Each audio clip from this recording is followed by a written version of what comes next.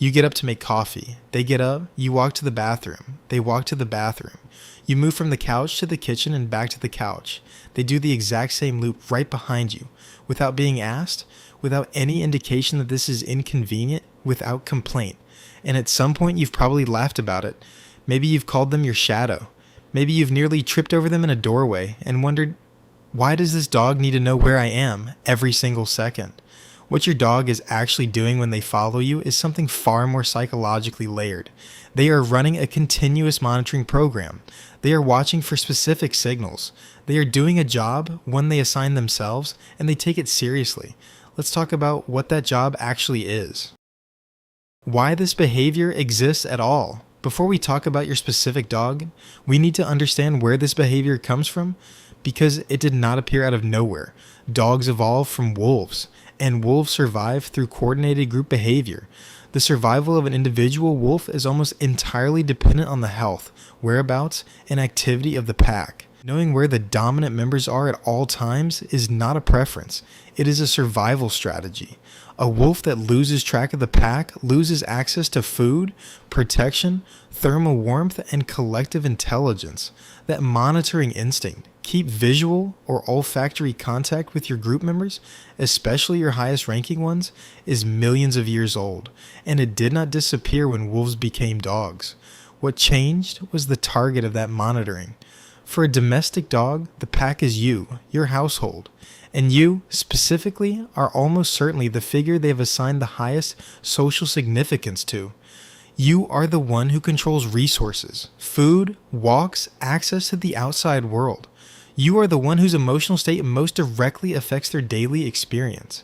You are, in the language of their nervous system, the most important variable in their environment. So they watch you, constantly, not because something is wrong, because something is very, very right.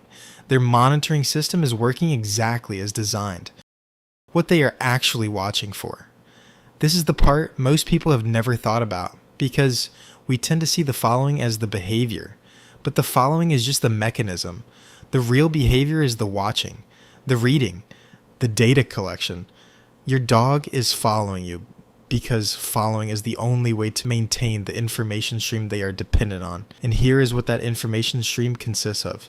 They are reading your emotional state. Dogs are among the most sophisticated readers of human emotion on the planet. Research from the University of Lincoln found that dogs can integrate facial expression and vocal tone to form a complete emotional read of a person, a cognitive capacity previously thought to be uniquely human. When your dog follows you, they are continuously updating their emotional assessment of you. Are you calm or stressed, focused or distracted, about to leave or about to settle? They are tracking behavioral cues that predict routine. Your dog does not experience time the way you do. They do not have a clock. What they have is a catalog of behavioral sequences, chains of action that reliably predict what comes next. You put on your shoes, that predicts a walk. You pick up your keys, that predicts departure. You move toward the kitchen at a particular time of day, that predicts feeding. Following you is how they stay close enough to read these sequences before they complete. They are not reacting to your behavior. They are anticipating it. They are monitoring for threat. This is the one that surprises most people. A significant component of the following behavior, especially in breeds with herding or guardian instincts, is protective scanning. The dog is not just tracking you. They are tracking the environment around you. Sounds, movement, changes in the space. You are the asset. They are the perimeter. They are regulating their own nervous system. This is the attachment piece. For a dog with a secure bond to their owner, physical proximity is genuinely calming at a neurochemical level. Oxytocin releases, cortisol drops.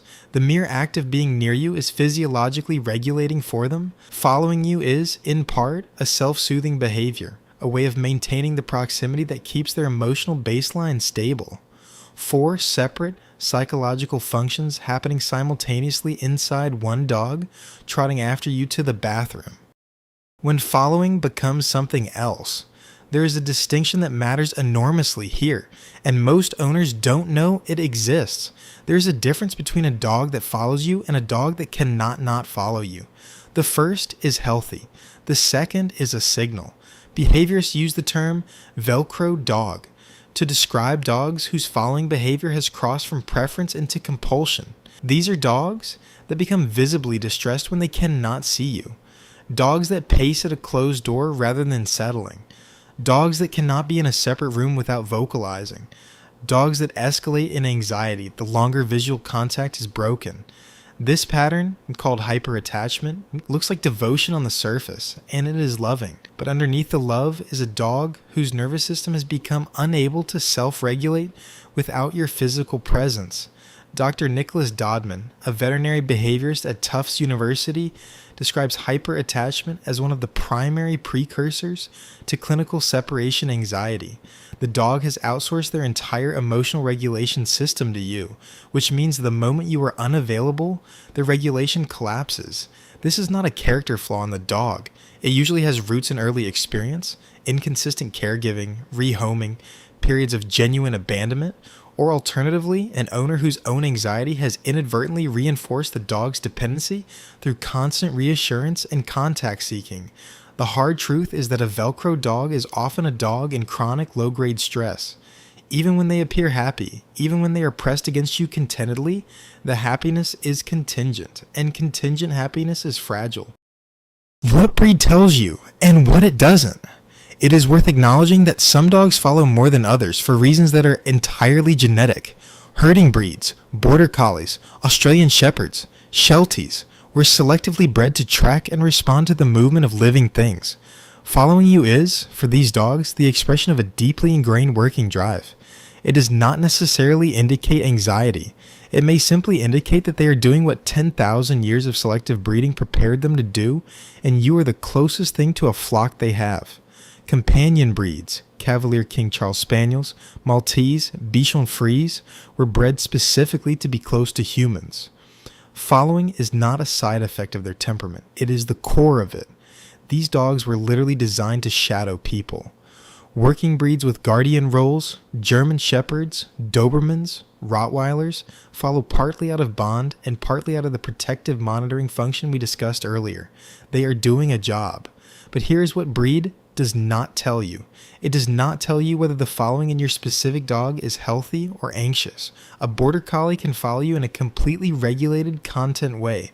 A Labrador Retriever, a breed not particularly associated with Velcro behavior, can follow you out of profound separation anxiety. Breed gives you the baseline tendency. The dog in front of you tells you the emotional truth. What the following reveals.